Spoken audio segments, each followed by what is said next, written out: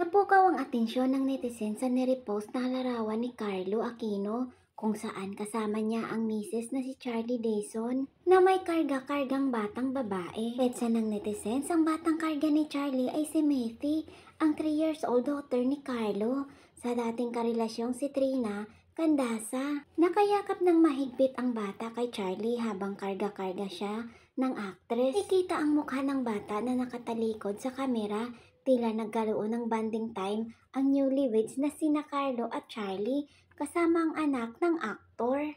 Sina Carlo at Charlie ay ikinasal nito lamang June 9, 2024. Kasama rin sa viral picture ang mga kaibigan ng showbiz couple. Lumabas na ipinost ang picture sa IG story ng isa sa non-showbiz friends na kasama ni na Carlo. Caption dito, "Quick get together sa Binondo," na nakatag dito sina Carlo at Charlie at iba pang kasamahan. I-post ito ni Carlo sa kanyang IG story, hindi na ma-view ang photo pero na-screenshot ito ng ilang netizens. Ang tinupad ni Trina ang kanyang naging pahayag sa interview niya kay OG Diaz noong 2023. Natalakay noon ang co-parenting status ni na Trina at Carlo kay Methy. Binanggit noon ni Trina ang kondisyon niya kay Carlo na huwag munang ipakilala si Methy sa bagong girlfriend ng aktor.